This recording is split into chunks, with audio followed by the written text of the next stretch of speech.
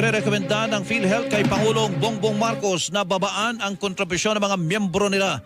Sa kasalukuyan, 5% ang monthly premium, kaya kung kumikita ng 10,000 pesos kada buwan na isang direct contributor, 500 pesos ang kanyang monthly contribution. Pero sa pagdinig ng Senate Committee on Health, sinabi ni PhilHealth President and Chief Executive Officer Emmanuel Rufino Ledesma na may 500 billion pesos pa silang pondo.